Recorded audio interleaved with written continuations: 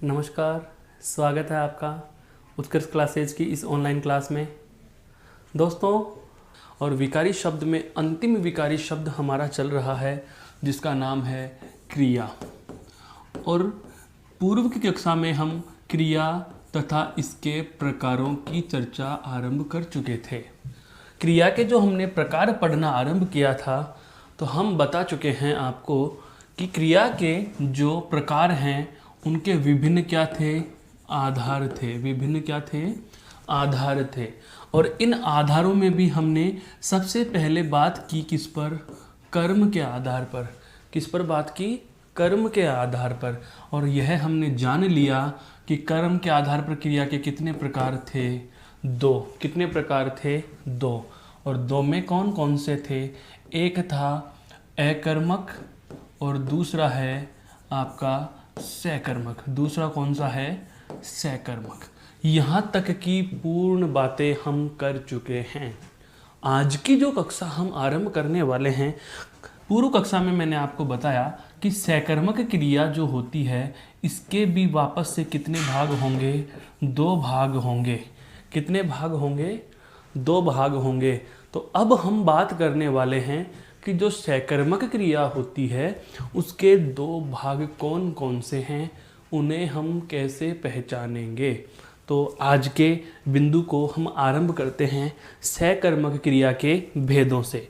तो देखो, आज जो हमारा बिंदु शुरू कर रहे हैं वह है सकर्मक क्रिया के भेद।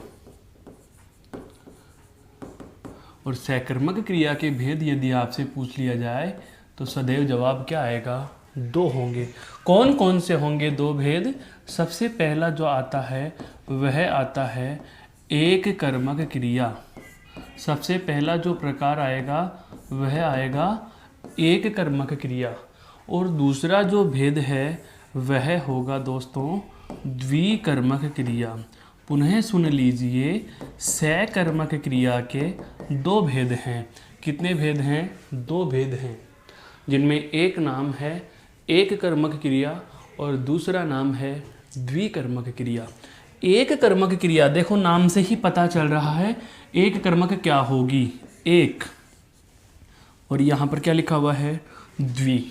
इसका मतलब हो न हो, कर्मक कर्मक दोनों में समान है। नई चीज़ क्या जुड़ी हुई है, एक और दो। और ये संख्यावाची विशेषण है।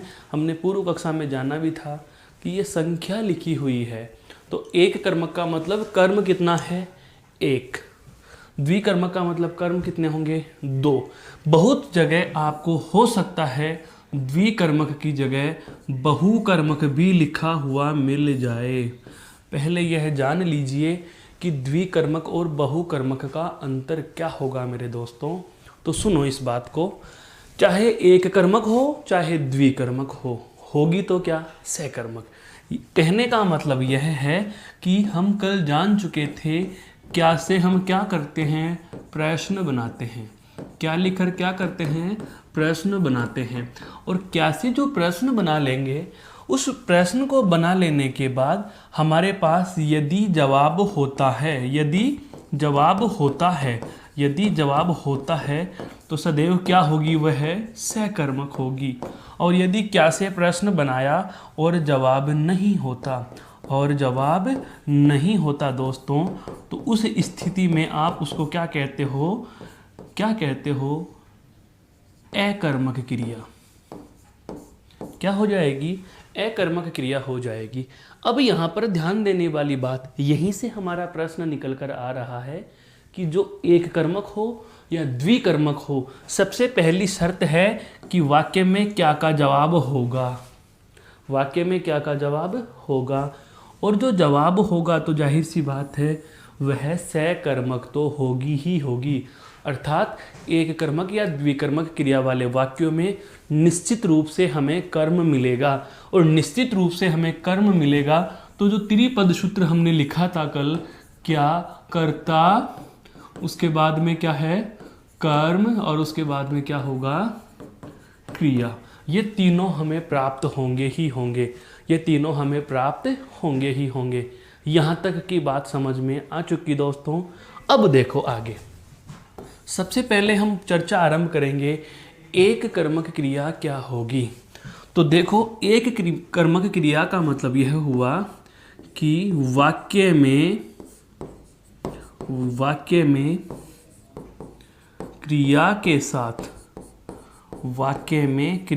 साथ एक ही कर्म होगा। वाक्य में क्रिया के साथ एक ही कर्म होगा, अर्थात कहने का आशय यह है कि वाक्य में जो क्रिया दी हुई होगी उसके साथ कर्म कितने होंगे, एक ही कर्म होगा। नाम से पता चल रहा है कर्म कितने हैं, एक है। एक कर्म का मतलब कर्म कितने होंगे दोस्तों, एक होगा। तो यह बात हमें ध्यान रखने की है कि जो एक कर्म की क्रिया होगी वहाँ पर हमारे पास कर्म कितने आएंगे, एक ही कर्म आएगा। उदाहरण की चर्चा करते हैं। बिल्कुल, उदाहरण से इस बात को हम जाने तो जैसे उदाहरण लेते हैं इसका, बहुत ही अच्छा उदाहरण।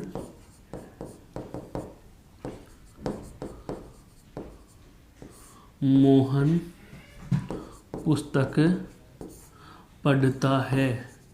मोहन पुस्तक पढ़ता है। मोहन पुस्तक पढ़ता है। दोस्तों क्या लिखा हमने, मोहन पुस्तक पढ़ता है। अब प्रश्न आता है, सबसे पहले ये जानिए कि ये एक कर्मक और द्विकर्मक तो बाद में होगी, पहले यह तो देखिए कि क्या ये सहकर्मक है, और सहकर्मक है या नहीं इसकी पहचान करने के लिए हम जान चुके हैं कि क्या किया जाएगा, क्या लिखकर प्रश्न बनाया जाएगा। क्या करेंगे दोस्तों, क्या लिखकर प्रश्न बनाते हैं, और यदि जवाब होता है तो हम कह देंगे कि क्या है, सहकर्मक है, और यदि जवाब नहीं होता तो सहकर्मक नहीं है। तो देखो, पढ़ना तो क्या है दोस्तों, क्रिया। पढ़ना तो क्या है यहाँ पर, क्रिया।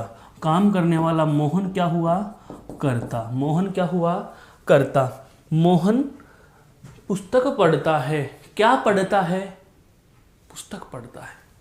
जवाब मिल रहा है। क्या लिखकर हम प्रश्न बना रहे हैं, और क्या लिखकर जैसे ही हम प्रश्न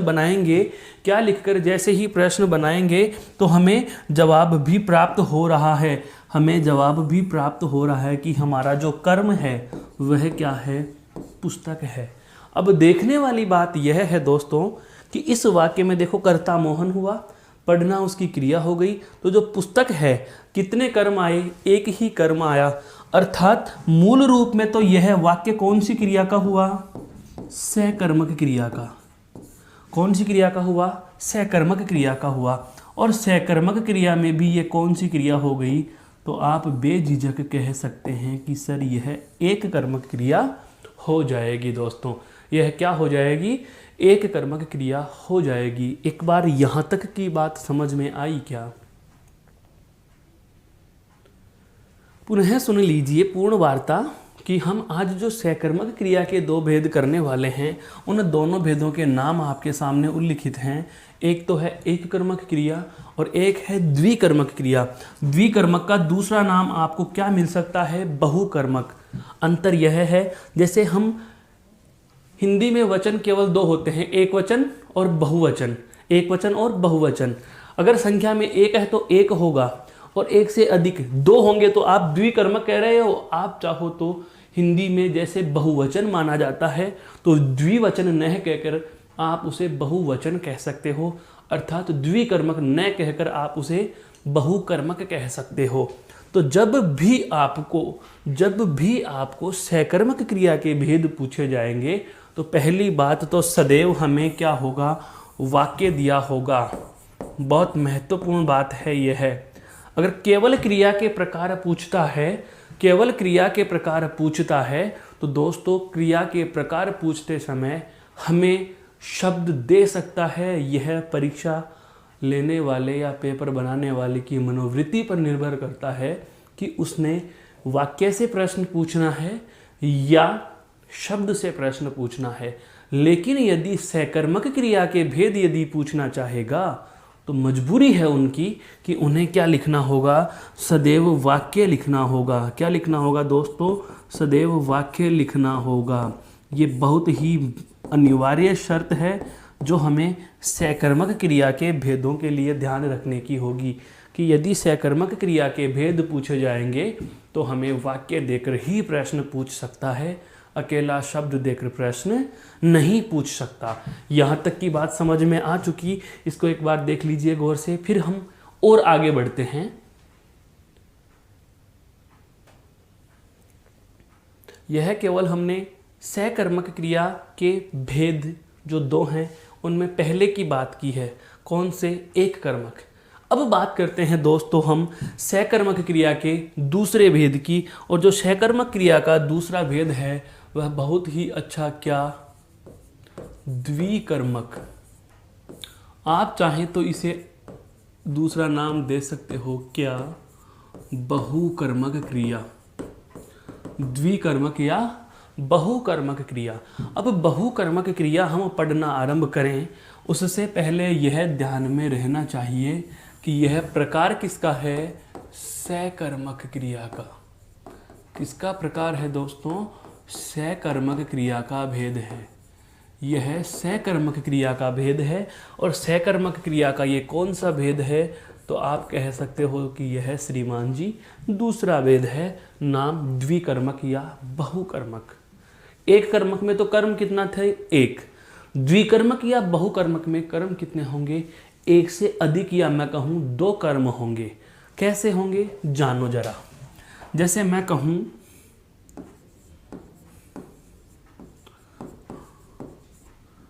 अध्यापक ने छात्रों को पढ़ाया। अध्यापक ने छात्रों को पढ़ाया। फिर मैं अगला उदाहरण लिख रहा हूं, अध्यापक ने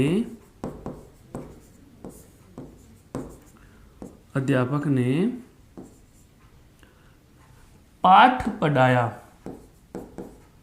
अध्यापक ने पाठ पढ़ाया।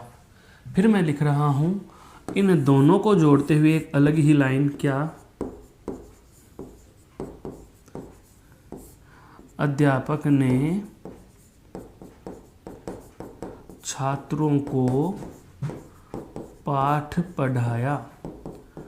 अध्यापक ने छात्रों को पाठ पढ़ाया।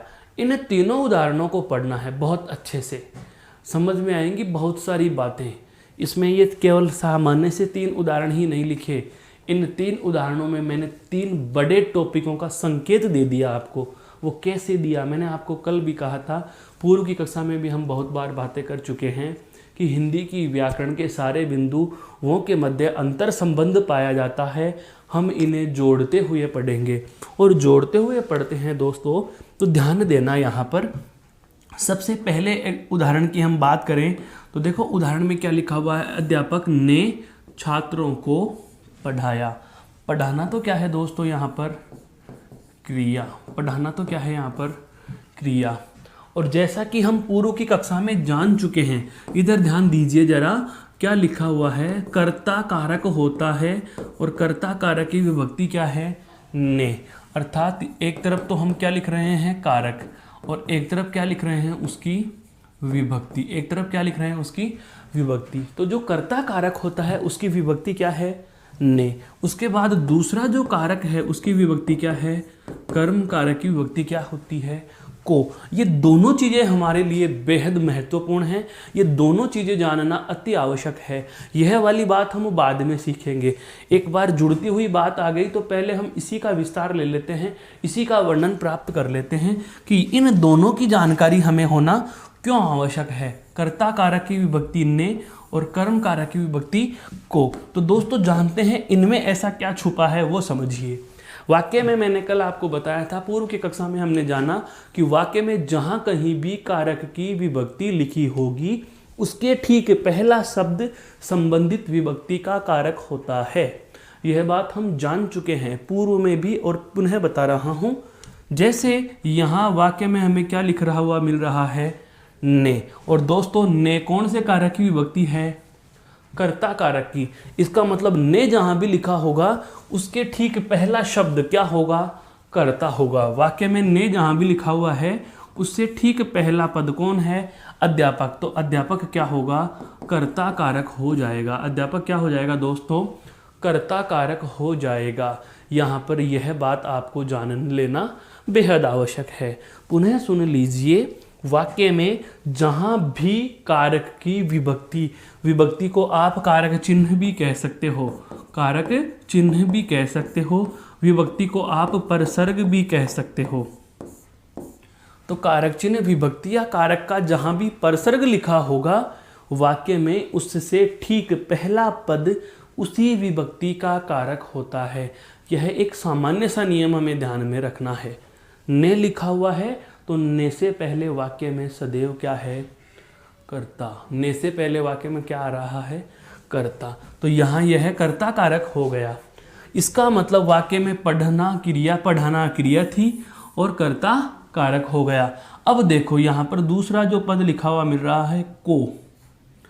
छात्रों को कौन से कारक की विभक्ति है दोस्तों? कर्म कारक की।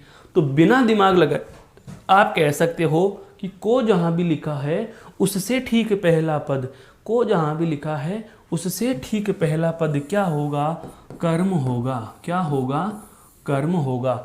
इसका मतलब इस वाक्य में कर्म कितने आए? एक। तो आप यह कह सकते हो कि एक कर्म है, अर्थात यह एक कर्मक क्रिया होगी। यह क्या होगी दोस्तों? एक कर्मक क्रिया हो जाएगी। यहाँ तक तो कोई संदेह नहीं है। अगले उदाहरण पे चलिए।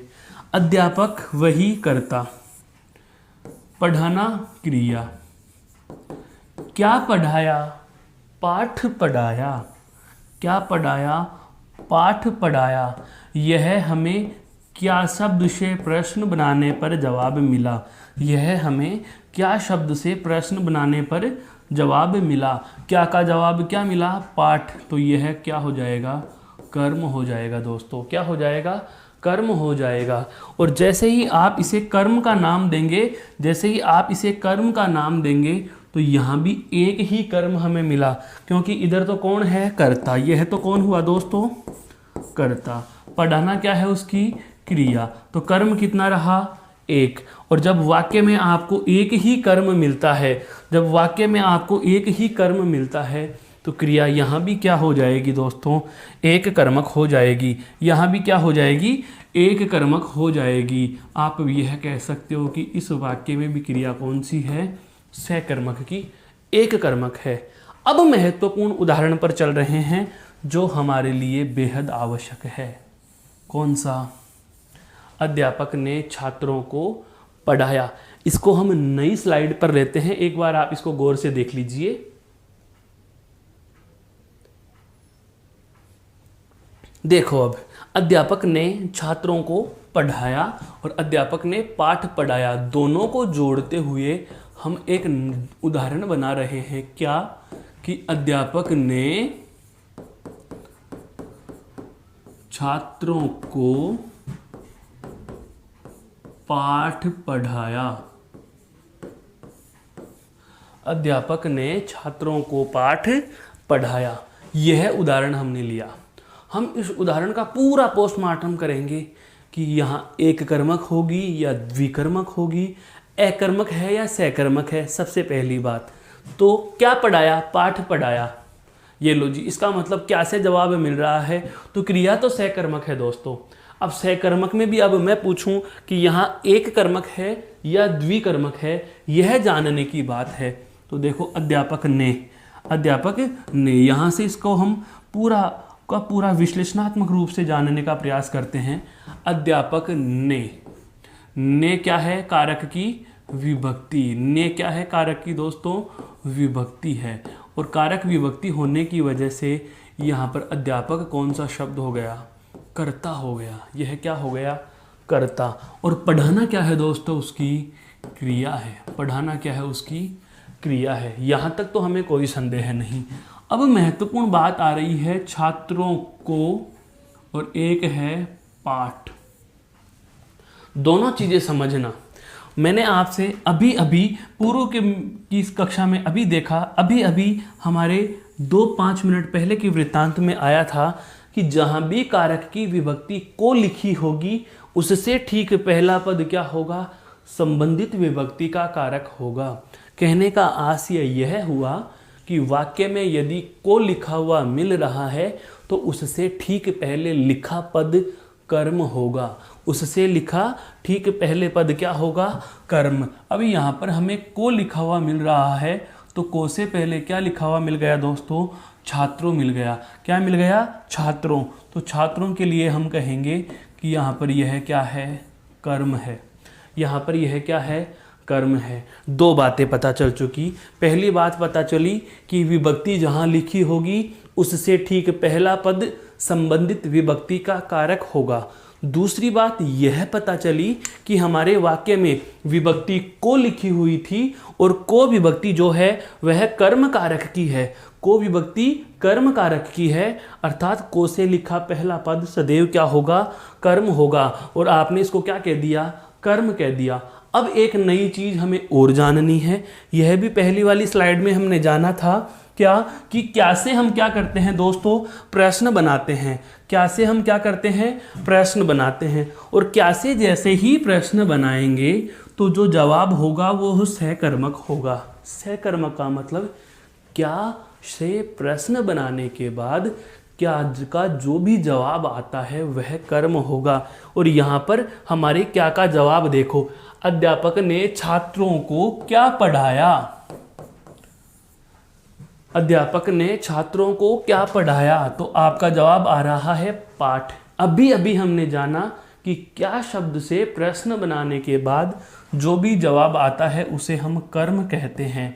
तो दोस्तों यहाँ पर देखो कर्म कितने हो गए हमारे सामने? कर्म हो गया 1, कर्म हो गए 2। कर्म कितने हो गए? 2। और जब 2 कर्म यदि हमें मिल जाते हैं तो उसे हम द्विकर्मक कह सकते हैं। उसे हम क्या कह सकते हैं? द्विकर्मक कह सकते हैं। हम चाहें तो उसे बहुकर्मक कह सकते हैं। यह तो एक हो गई बेसिक सेंस और बेसिक तथ्य वाली बातें। यह तो क्या हो गई? बेसिक सेंस और बेसिक तथ्य की बातें। अब हम बात करें इसी से जुड़ती हुई तथ्यात्मक से अलग जो फैक्ट्स पर जा रही हैं वो समझो, जो हमें अतिरिक्त ध्यान रखना है, जो हमें सीखने और समझने में बेहद आवश्यक और मदद करती हैं वो समझिए।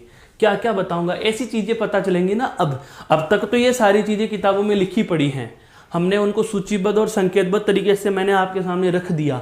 लेकिन अब जो चीज़ें मैं आपको बता रहा हूँ कि किस तरीके से एक दूसरे में ये बिंदु उलझे हुए हैं और कैसे अंतर संबंध है वो जानो।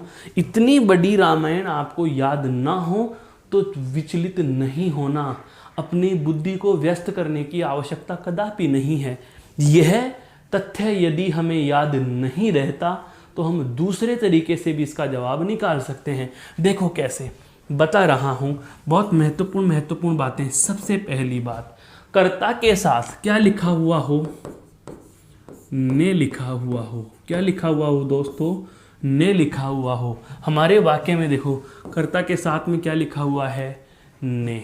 क्या लिखा हुआ है? ने। तो 2-3 बातें आपके जहन में सदैव आ जानी चाहिए। क्या क्या? कर्ता के साथ यदि ने लिखा हुआ है तो पहली विशेष बात जो सदैव ध्यान रखनी है कि ऐसे वाक्यों में अगर आपसे काल पूछ लिया जाए तो काल सदैव क्या होगा? भूतकाल होगा। जब हम काल पढ़ेंगे तो इस बात की चर्चा फिर से करेंगे। बहुत अच्छी बात पता चली कि जब वाक्य में कर्ता के साथ ने लिखा हुआ है तो वाक्य में काल यदि पूछा जाए तो काल सदैव कौन सा होगा? भूतकाल होगा। अध्यापक ने छात्रों को पाठ पढ़ाया। कब? पहले पढ़ाया। मैंने पुस्तक खरीदी। कब खरीदी? पहले खरीदी। मैंने भोजन खाया। कब खाया? पहले खाया। आप कर्ता के साथ ने लिख करके वर्तमान काल या भविष्य काल का वाक्य नहीं बना सकते। अर्थात मेरे कहने का आशय यह हुआ कि वर्तमान काल और भविष्य काल में कर्ता के साथ ने विभक्ति का प्रयोग नहीं होता। एक बात। और दूसरी महत्वपूर्ण बात जो आपको सदैव याद रखनी है, ऐसे वाक्यों में क्रिया सदैव क्या होगी? तो दोस्तों याद रखना, क्रिया सदैव क्या होगी, सहकर्मक होगी। ये सर इतना क्यों बताया, फिर इतनी रामायण की ज़रूरत कहाँ थी, ये लाइन ही बता देते। बिल्कुल दोस्तों, यह लाइन अब आपके आसानी से समझ में आएगी कि यदि कर्ता के साथ ने लिखा हुआ है तो काल वाक्य का सदैव भूतकाल होगा और क्रिया सदैव क्या होगी, सहकर्मक होगी। अर्थात अकर्मक क्रिया के वाक्यों में कर्ता के साथ ने परसर्ग का प्रयोग कदापि नहीं होगा। क्लियर, दोनों बातें समझ में आ गई। और तीसरी महत्वपूर्ण बात इसी से संबंधित एक और जान लीजिए, क्या यदि वाच्य पूछा जाए तो वाच्य ऐसी जगह कौन सा होगा, तो सदैव वाच्य होगा कृत्रिवाच्य। कौन सा होगा, कृत्रिवाच्य होगा। 3 तथ्य 3 करोड़ रुपए के मैंने आपको बता दिए। 3 तथ्य जो आपके 3 बिंदुओं को कवर करते हैं। सबसे पहली बात, काल कौन सा, भूतकाल। क्रिया कौन सी, सहकर्मक। वाच्य कौन सा, कृत्रिवाच्य। वाच्य कौन सा, कृत्रिवाच्य। जब काल आएगा तब काल की चर्चा करेंगे, जब वाच्य आएगा तो वाच्य की चर्चा करेंगे। और कर्ता के साथ ने विभक्ति का प्रयोग होता है, कब कब होता है, कब कब नहीं होता, यह हम कारकों में पढ़ेंगे। मैंने केवल बिंदु के संकेत दे दिए हैं कि ने लिखा हुआ हो तो 3 प्रकार के सकारात्मक जवाब आपके मस्तिष्क में आ जाने चाहिए। अरे अगर कर्ता के साथ आपने ने पढ़ लिया तो आगे की लाइन मत पढ़िए। थोड़ी देर के लिए मान लीजिए मैंने इस आगे की पूरी पंक्ति को मिटा दिया जी। मैंने आगे की पूरी पंक्ति को मिटा दिया कि क्या लिखा हुआ है, कोई मतलब नहीं। अध्यापक ने, इसके आगे कोई भी वाक्य जोड़ दीजिए। अध्यापक ने पुस्तक खरीदी, सहकर्मक भूतकाल कर्तृवाच्य। अध्यापक ने भोजन किया, अध्यापक ने पाठ पढ़ाया, अध्यापक ने विद्यार्थियों को सिखाया, अध्यापक ने दान दक्षिणा दी, अध्यापक ने झंडा फहराया, अध्यापक ने मैच खिलाया। कुछ भी लिख दीजिए दोस्तों, कुछ भी लिख दीजिए। कर्ता के साथ यदि ने लिखा हुआ है तो आगे कैसा भी वाक्य जोड़ो, सदैव क्रिया सहकर्मक, काल भूतकाल और वाच्य कृत्रिवाच्य होगा। अर्थात मेरा कहने का आशय यह है कि जब आप कर्ता के साथ ने पढ़ लेते हो तो इतने आंसर आपके जहन में तुरंत आ जाने चाहिए। चलते हैं अब अपने बिंदु पर। तो अध्यापक ने छात्रों को पाठ पढ़ाया, यहाँ तक की बात तो हमारे समझ में आ गई। अब हम बात करते हैं इसी से संबंधित और। जब हम द्विकर्मक क्रिया की बात करेंगे, इसका मतलब हमारे वाक्य में कर्म कितने होंगे, 2 होंगे। कर्म कितने होंगे, 2 होंगे। एक यह रहा, एक यह रहा। तो जो द्विकर्मक क्रिया वाले वाक्य होते हैं, इनमें इन दोनों कर्मों का अलग अलग नाम होगा। दोनों कर्मों का दोस्तों अलग अलग नाम होगा। दोनों कर्मों का अलग अलग नाम होगा। और वह अलग अलग नाम क्या होता है, एक होता है इसमें मुख्य कर्म। एक क्या होता है, मुख्य कर्म। और दूसरा क्या होता है, गौण कर्म। दूसरा क्या होता है दोस्तों, गौण कर्म। वापस से सुन लीजिए कि जब द्विकर्मक क्रिया का वाक्य आपके समक्ष लिखा हुआ हो तो आपके सामने जो 2 कर्म आएंगे, इन दोनों कर्मों में एक मुख्य कर्म होता है, दूसरा गौण कर्म होता है। हमें यह भी पहचानना आना चाहिए कि मुख्य कर्म कौन सा है और गौण कर्म कौन सा है। देखो इधर जरा, जो मुख्य कर्म होता है उसको और जो गौण कर्म होता है इसे हम कैसे पहचानेंगे, तो इनके अंतर करने के लिए आपको मैं हिंट दे देता हूँ, आपको मैं संकेतात्मक बिंदु बता देता हूँ कि जो मुख्य कर्म होता है उसे आप कैसे पहचानोगे। तो जो मुख्य कर्म होता है वह होता है क्रिया से ठीक पहले। कहाँ होगा, क्रिया से ठीक पहले। अब आपके जहन में फिर से एक सवाल क्लिक कर रहा है कि श्रीमान जी, पढ़ाना क्रिया से पहले पाठ भी लिखा हुआ है और पढ़ाना क्रिया से पहले ही छात्रों भी लिखा हुआ है, तो ये तो दोनों ही क्रिया से पहले हैं। मैंने कहा क्रिया से ठीक पहले। ये ध्यान दीजिए शब्दों के प्रयोग पर। ठीक पहले मतलब जस्ट पहला, क्रिया पढ़ाना से जस्ट पहले क्या लिखा हुआ है? पाठ। इसका मतलब पाठ शब्द यहाँ क्या है? मुख्य कर्म है। चलो मान लिया हमें यह बात याद नहीं रही तो भी चिंतित नहीं होना, क्रिया से ठीक पहले लिख दो, या आप कह सकते हो कि यह निर्जीव होता है। यह क्या होता है दोस्तों? निर्जीव होता है। क्या होता है? निर्जीव होता है। छात्रों और पाठ, इन दोनों में निर्जीव कौन हुआ? पाठ। तो यह पद आपका मुख्य कर्म होगा। मान लीजिए यह बात भी आप भूल जाते हैं तो अंतिम तथ्य, महत्वपूर्ण तथ्य, कि जो मुख्य कर्म होता है द्विकर्मक क्रिया के वाक्यों में, तो वह विभक्ति रहित होगा। वह कैसे होगा? विभक्ति रहित होगा। जैसे कारकों की विभक्तियों की बात की जाए तो कर्म कारक के साथ में क्या जुड़ा हुआ है? को जुड़ा हुआ है। तो को जुड़ा हुआ है, यहाँ पर ध्यान रखना, मुख्य कर्म के साथ को जुड़ा हुआ नहीं है। यह भी प्रश्न उठ जाता है मेरे विद्वान दोस्तों कि कब कब वाक्य में कर्म के साथ को जोड़ा जाएगा और कब कब वाक्य में कर्म के साथ को नहीं जोड़ा जाएगा। इन दोनों पहलुओं पर भी हम चर्चा करने वाले हैं। तो कर्म कब जोड़ेंगे और कब नहीं जोड़ेंगे, यह बात बताने से पहले मैं इस बात पर एक बार पुनः प्रकाश डाल देता हूँ कि जो भी मुख्य कर्म होंगे तो मुख्य कर्म क्रिया से कहाँ होंगे? ठीक पहले होंगे। क्रिया से कहाँ होंगे? ठीक पहले होंगे। और दूसरी बात, ये निर्जीव होंगे। और तीसरी बात, ये विभक्ति रहित होंगे। ये विभक्ति रहित होंगे। यहाँ तक की बात समझ में आई। अब आता है गौण कर्म का नंबर कि गौण कर्म कैसे पहचाने। तो देखो, गौण कर्म जो होता है वह लिखा जाता है कहाँ पर? मुख्य कर्म से पहले। मुख्य कर्म से पहले। अब अगर आपके दिमाग में यह बात भी याद रह गई तो भी आप दोनों के जवाब दे सकते हो। इस लाइन को समझो, मुख्य कर्म से पहले होता है गौण कर्म। इसका मतलब द्विकर्मक क्रिया के वाक्यों में कर्म कितने होंगे? 2, और दोनों आगे पीछे हुए लिखे हुए होंगे। मुख्य कर्म से पहले, इसका मतलब कर्म से पहले लिखा जाता है। कहने का मतलब यह हुआ हमारे वाक्य में 2 कर्म हैं और 2 में से एक पहले है, दोनों में से एक पहले है।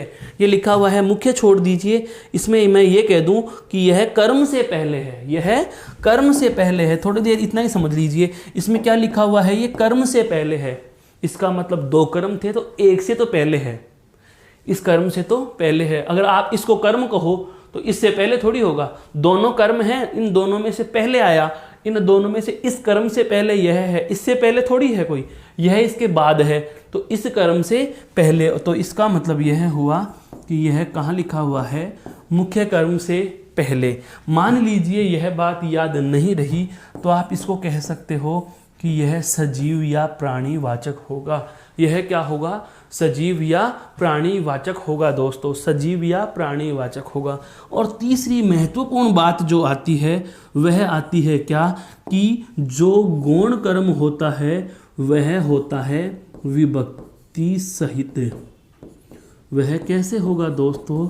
वह होगा विभक्ति सहित होगा। कैसे होगा? विभक्ति के साथ में होगा। कहने का मतलब यह को विभक्ति सहित होगा। कर्म कारक की विभक्ति को लिखी हुई है, पहली बात लागू। दूसरी बात, छात्रों सजीव भी है, यह भी बात लागू। यह मुख्य कर्म से पहले लिखा हुआ है, यह भी बात लागू। तो अब मैं इसी उदाहरण में आपसे पूछ बैठूं कि बताइए, अध्यापक ने छात्रों को पाठ पढ़ाया, द्विकर्मक क्रिया तो है, लेकिन मुख्य कर्म कौन सा है और गौण कर्म कौन सा है? तो आप बेझिझक कह देंगे कि छात्रों शब्द तो क्या है? मुख्य या गौण? मुख्य या गौण? तो आपके जहन में सदैव आंसर आएगा कि यह कौन सा है? गौण कर्म होगा। कौन सा होगा? गौण कर्म होगा। और पाठ क्या हो जाएगा आपका? मुख्य कर्म हो जाएगा। पाठ क्या हो जाएगा आपका? मुख्य कर्म हो जाएगा। मेरे अनुमान से यह बात आपके समझ में आ चुकी होगी दोस्तों कि द्विकर्मक क्रिया वाले वाक्यों में दोनों कर्मों के क्या होते हैं? अलग अलग नाम होते हैं। अलग अलग नाम होते हैं। एक होता है मुख्य, दूसरा होता है गौण। कौन सा मुख्य है और कौन सा गौण है, यह आपने पहचानना सीख लिया। एक बार इस स्लाइड को देख लीजिए। अभी यह बिंदु पूरा नहीं हुआ है, अभी हम इसमें एक विशेष चीज और जानेंगे दोस्तों। अभी हमें यह जानना है कि को का प्रयोग कहाँ होगा और कहाँ नहीं होगा। तो एक बार इस स्लाइड को देख लीजिए, फिर हम आगे चर्चा करते हैं।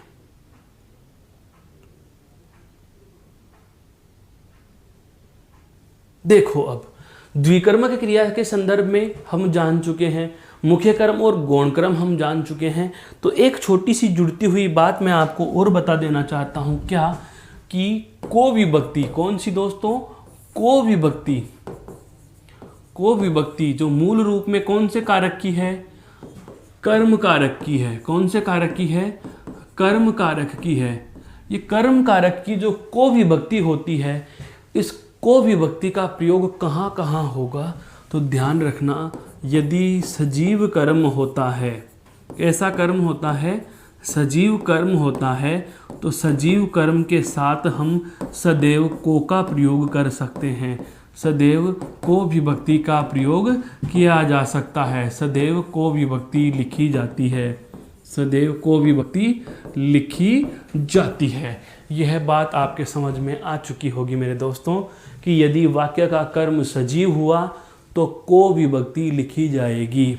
एक आता है और एक बहुत महत्वपूर्ण तथ्य, यदि बजाना या बढ़ाना, ये ध्यान रखना, ये क्या हैं, क्रियाएं हैं। ये क्या हैं, क्रियाएं हैं। इन दोनों क्रियाओं के साथ में भी कर्म यदि निर्जीव हो, कर्म निर्जीव होगा, कर्म निर्जीव होगा, तो इस कर्म निर्जीव होगा के साथ में भी आपके को विभक्ति लिखी जाती है।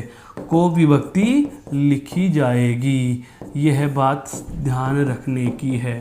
कहने का आशय यह हुआ कि यदि वाक्य में हमारे सजीव कर्म है तो इसमें कोई संदेह ही नहीं कि को विभक्ति का प्रयोग करना है या नहीं करना, तो आप निश्चित कह देंगे कि को विभक्ति लिखी जाएगी।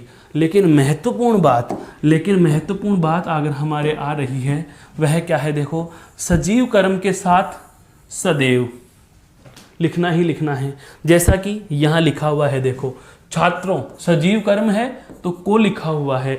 लेकिन यदि इसके बाद हमने दूसरी बात जानी है, क्या, बजाना या कौन सी क्रिया हो, बढ़ाना। जैसे ढोल बजाया या ढोल को बजाया, दोनों के उदाहरण देखो। ढोल को बजाना या झगड़े को बढ़ावा दिया। मोहन ने झगड़े को बढ़ावा दिया। तो बजाना और बढ़ाना, इन दोनों क्रियाओं के साथ आपका जो कर्म है वह निर्जीव है, तो भी आपको संदेह नहीं करना। बजाना और बढ़ाना क्रिया के साथ आप निसंकोच होकर के निर्जीव कर्म के साथ भी को विभक्ति का प्रयोग कर सकते हैं। को विभक्ति का प्रयोग कर सकते हैं दोस्तों। तो आशा करता हूँ यह को विभक्ति का सारा मामला आपके समझ में आ चुका होगा। अब हम और बात करते हैं इसी से संबंधित आगे। एक बार इस स्लाइड को गौर से देख लीजिए।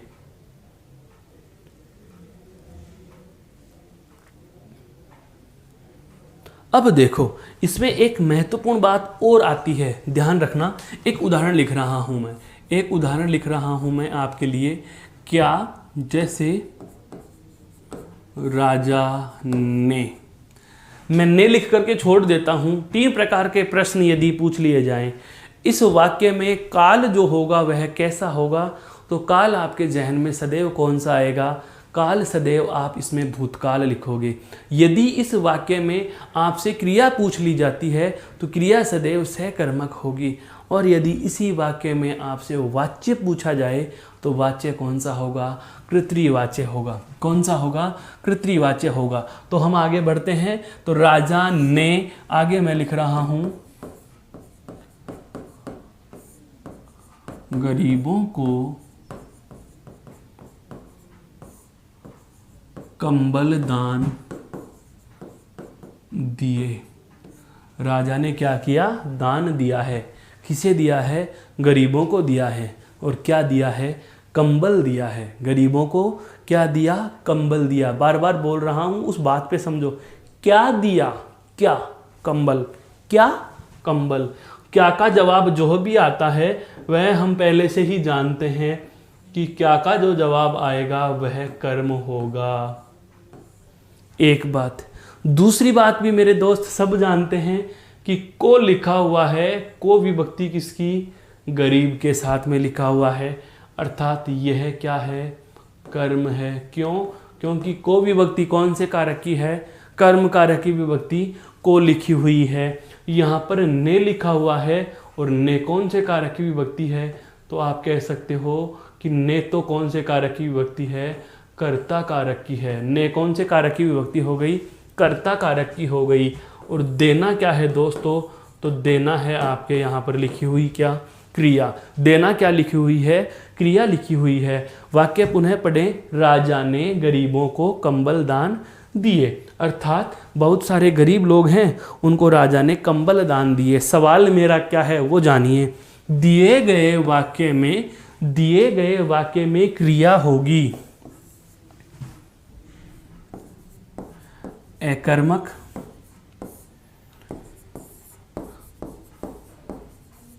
सकर्मक, तीसरा एक कर्मक और चौथा द्विकर्मक। बहुत ही पेचीदा प्रश्न बना दिया मैंने आपके सामने। दिए गए वाक्य में क्रिया कौन सी होगी? अब आप उस तथ्य पर जाएंगे जो हम पूर्व में जान चुके हैं। क्या? कि कर्ता के साथ ने लिखा हुआ है तो क्रिया सदैव क्या होगी? सकर्मक होगी। क्रिया सदैव क्या होगी? सकर्मक होगी। तो आपका जवाब यह हो रहा है। लेकिन फिर मैं कह रहा हूं, अरे भाई सकर्मक तो है, लेकिन सकर्मक के भी भेद दे दिए। उदाहरण से समझो। जोधपुर है, उदाहरण लिखा हुआ है क्या? जोधपुर है। और जोधपुर है और विकल्प देखना, लिख दिया एशिया। बिल्कुल एशिया में ही है, बिल्कुल एशिया में है। लेकिन दूसरा विकल्प भारत भी लिख दिया। ये लो, बिल्कुल भारत में भी है। फिर तीसरा विकल्प और भी नज़दीक लिख दिया, क्या? राजस्थान। कहाँ लिख दिया? राजस्थान। अब तीनों विकल्प तो सही हैं, लेकिन इस शब्द के संदर्भ में सबसे नज़दीकी जवाब जो वह होगा उसे मान्यता दी जाएगी। अर्थात इसका जो फैक्ट जाएगा, अर्थात सभी मतों से हम कहें तो सर्वाधिक महत्वपूर्ण मत कौन से पर जाएंगे? राजस्थान पर। जवाब तीनों सही हैं, लेकिन ऐसी स्थिति जब आ जाती है कि एक से अधिक जवाब सही हो तो ज़्यादा नज़दीकी पंडित जवाहरलाल नेहरू, लाल बहादुर शास्त्री प्रधानमंत्री रहे, नरेंद्र मोदी जी प्रधानमंत्री हैं, भारत के प्रधानमंत्री हैं।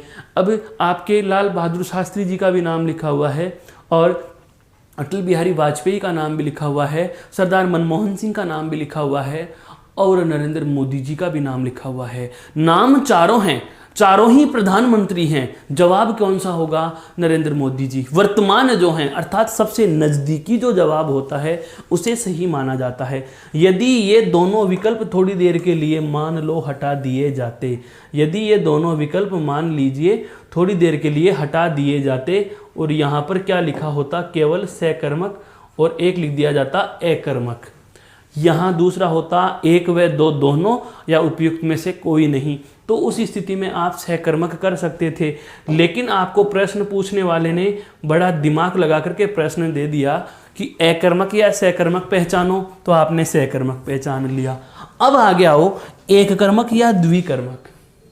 यहाँ मेरे विद्वान दोस्त वही दिमाग लगाना शुरू करेंगे कि दिया क्रिया है, क्या दिया? कंबल एक कर्म, गरीबों दो कर्म, कर्म कितने हो गए? दो। और जब दो कर्म हैं तो जाहिर सी बात है आंसर कौन सा होगा? द्विकर्मक। फिर मैं कहूँ यह गलत हो गया। अब क्यों गलत हुआ? अब आज का जो महत्वपूर्ण तथ्य है वो यही है दोस्तों कि ऐसी स्थिति में जब वाक्य में साफ साफ आपको दो कर्म लिखे हुए दिख रहे हैं, फिर भी आप एक ही कर्म मानोगे तो क्यों मानोगे, यह जानना बेहद आवश्यक है। तो ध्यान दीजिए, यदि वाक्य में दान, पुरस्कार, उपहार, इनाम, भेंट,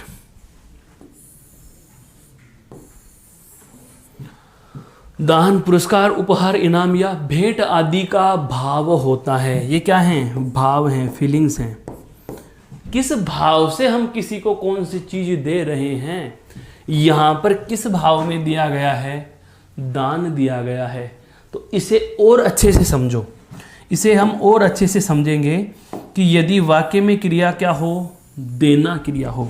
यदि वाक्य में क्रिया क्या हो दोस्तों? देना। देने के संदर्भ में हम दो चीजें दे सकते हैं। क्या? एक तो वह जो सही है और एक वह जो सही नहीं। एक तो सही चीज किसी को दी जाती है और एक सही नहीं किसी को। यदि किसी को हम नशा करने के लिए प्रेरित कर रहे हैं, ऐसी चीज देना सही नहीं है। यदि हम किसी को खाद्य सामग्री दे रहे हैं, किसी को किसी विपदा या महामारी के समय भोजन खिला रहे हैं, किसी अन्य प्रकार से उसकी सहायता कर रहे हैं, आर्थिक लाभ उसको दे रहे हैं, सही है। तो कहने का मतलब यह हुआ कि सही नहीं है और सही है। अब सही चीज़ें होती हैं, उसमें भी फिर दो शर्तें लागू हो गई। क्या? एक तो ऐसी चीज़ जो वापस लेंगे, एक तो ऐसी चीज़ है जो वापस लेंगे और एक ऐसी चीज़ है जो वापस नहीं लेंगे, वापस नहीं लेंगे। यहां भी वही दो शर्तें लागू होंगी। क्या? सही नहीं है लेकिन वापस लेंगे, वापस लेंगे। जैसे कि कोई मादक पदार्थ का सेवन हम भी कर रहे हैं, किसी साथी से भी करा रहे हैं, मैंने भी लिया, उनको भी दिया, उन्होंने भी लिया, मुझे दे दिया, तो दे करके वापस लेना। और एक ऐसा होता है जो वापस नहीं लेंगे, वापस नहीं लेंगे या नहीं लेना चाहते, वापस नहीं लेंगे। ऐसी कौन सी चीज़ होती है, उसे जानिए। जैसे मैंने कहा, किसी को हम श्राप या बद्दुआ दे रहे हैं तो सही नहीं है, सही नहीं है। दिया तो जा रहा है लेकिन सही नहीं है। और उसके साथ शर्त है वापस भी नहीं लेंगे। ऐसे थोड़ी ना चाहेंगे कि हम जिसे बद्दुआ या श्राप देंगे वह भी हमें बद्दुआ या श्राप दे, नहीं चाहेंगे।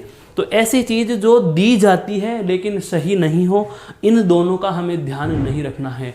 हमें क्रिया के संदर्भ में, द्विकर्मक क्रिया में एक विशेष तथ्य जो याद रखना है दोस्तों, वह क्या है, उस पर जरा गौर करना कि यदि वाक्य में देना क्रिया हो, देने के संदर्भ में कोई सही चीज़ दी जाती है और वह वापस नहीं ली जाए, बहुत अच्छे से समझना। यह कड़ी जोड़ दी है मैंने, ये लो।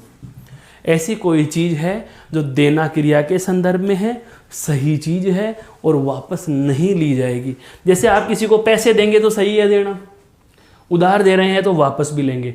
धोबी को कपड़े दिए, दे रहे हैं, सही है, वापस भी लेंगे, दे रहे हैं, सही है, वापस भी लेंगे। किसी को बात करने के लिए अपना मोबाइल फ़ोन देंगे, सही है, वापस भी लेंगे। लेकिन यदि आप बताइए, क्या किसी को दान दिया वापस लेंगे? नहीं। किसी को पुरस्कार दिया वापस लेंगे? नहीं। उपहार, इनाम या भेंट दी वापस से लेंगे क्या? नहीं लेंगे। तो यदि वाक्य में देना क्रिया हो और देने के संदर्भ में दान, पुरस्कार, उपहार, इनाम या भेंट आदि का भाव होता है, तो ऐसी स्थिति में ध्यान रखना, ऐसी स्थिति में गौण कर्म को संप्रदान कारक माना जाता है। ऐसी स्थिति में गौण कर्म को क्या माना जाता है दोस्तों? संप्रदान कारक मान लिया जाता है। जबकि वाक्य में कर्म के साथ को लिखा हुआ है, बहुत अच्छे से जानो इस बात को। वाक्य में कर्म के साथ को लिखा हुआ है, कर्म कारक की विभक्ति लिखी हुई है, उसके बावजूद भी हम उस गौण कर्म को क्या मान रहे हैं दोस्तों? संप्रदान मान रहे हैं। गौण कर्म को क्या मानेंगे? संप्रदान मानेंगे। क्या मानेंगे? संप्रदान मानेंगे। अर्थात इस वाक्य में अब आपसे मैं पूछूं कि दो कर्म दिए हुए हैं, कर्म एक कर्म दो, दोनों कर्मों में मुख्य कर्म कौन सा है? तो मुख्य कर्म के लिए अभी अभी हमने जाना कि मुख्य कर्म जो होता है वह कहाँ लिखा होता है? क्रिया से ठीक पहले निर्जीव और विभक्ति रहित होता है। क्रिया से ठीक पहले निर्जीव और विभक्ति रहित, क्रिया से ठीक पहले है, निर्जीव और विभक्ति रहित है। तो यह तो कौन सा हो गया दोस्तों? मुख्य कर्म। यह कौन सा हो गया? मुख्य कर्म। और दूसरा कौन सा रह गया? गौण कर्म। दूसरा कौन सा रह गया? गौण कर्म। अब अपवाद का जो नियम है, विशेष नियम जो है वह क्या कह रहा है कि यदि दान, उपहार, पुरस्कार, इनाम या भेंट अर्थात देना क्रिया के संदर्भ में इनमें से किसी भी चीज का भाव होता है, किसी भी चीज के संदर्भ से कोई चीज दी जा रही है, इनमें से किसी भाव में कोई चीज दी जाती है, तो ऐसी स्थिति में हम सदैव कर्म कौन सा? गौण मानेंगे। क्या? संप्रदान। और संप्रदान कारक मान लिया दोस्तों। पूर्व की कक्षा की बात याद कीजिए कि एक वाक्य में एक से ज़्यादा कारक हो सकते हैं, लेकिन एक ही स्थान पर दो नहीं हो सकते। अब आपने इस गौण कर्म को क्या मान लिया? संप्रदान मान लिया। क्या मान लिया?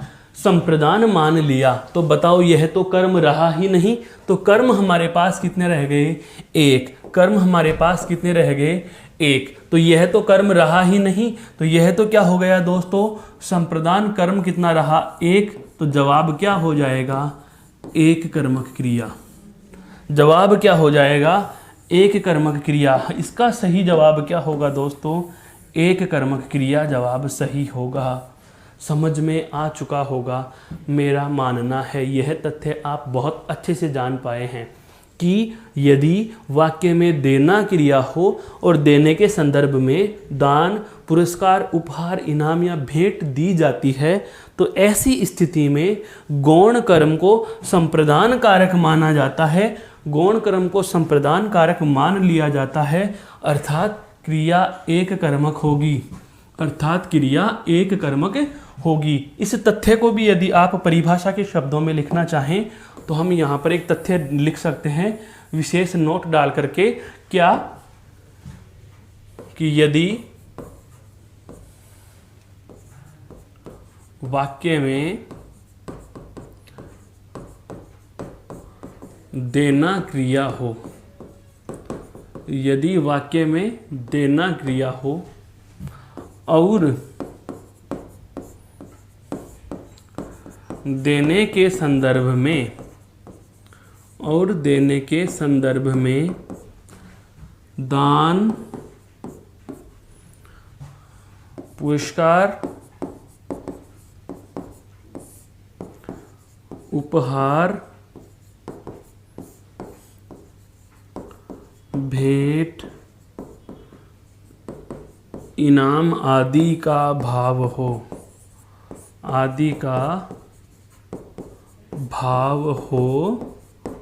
तो गौण कर्म को क्या मान लिया जाएगा दोस्तों? संप्रदान माना जाता है। गौण कर्म को संप्रदान माना जाता है। अर्थात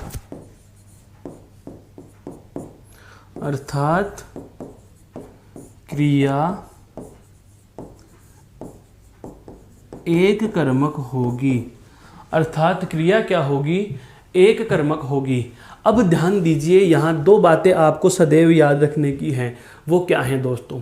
यदि आपसे प्रश्न पूछ लिया जाता है देना क्रिया के संदर्भ में, तो ही आपको इस तथ्य को याद करना है।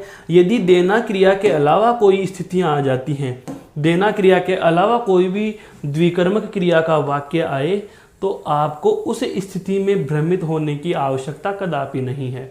आपको केवल यह विशेष तथ्य कब याद करना है? जब देना क्रिया हो और देना क्रिया के संदर्भ में भी दान, पुरस्कार, उपहार, भेंट या इनाम का भाव मिलता है। तो यदि आ जाए सजा या दंड का भाव मिल जाए, तो उस स्थिति में भी हम किसी को सजा दे रहे हैं तो सही है, उसके अपराध के लिए उसको सजा देना सही है, लेकिन ऐसा तो नहीं है कि हम उसको वापस नहीं लेंगे, बिल्कुल उसको वापस भी नहीं लेंगे। तो जब दी भी जा रही है, सही नहीं है, लेकिन हम उसको वापस भी नहीं लेंगे। किसी को सजा देना उसके कार्य के लिए तो सही है, हम उसको वापस भी नहीं लेना चाहें। किसी भी न्यायाधीश ने मृत्युदंड सुना दिया, मृत्यु की सजा सुना दी। अब मृत्यु की सजा सुनाने के बाद वो ये थोड़ी अपेक्षा करते हैं कि जिस अपराधी के लिए या जिस अपराध के लिए अपराधी को मैंने सजा सुनाई वह भी बदले में मुझे सजा सुनाए। तो स्थिति तो एक जैसी ही है, देना भी है, सही भी है और वापस भी नहीं लेना चाहते, लेकिन वहाँ द्विकर्मक ही क्रिया होगी। अभी हम उसकी बात करते हैं। एक बार आप इस स्लाइड को गौर से देखिए।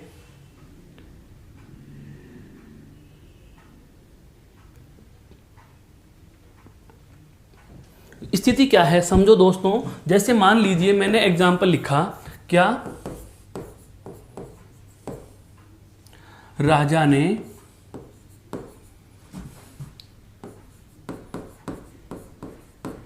चोर को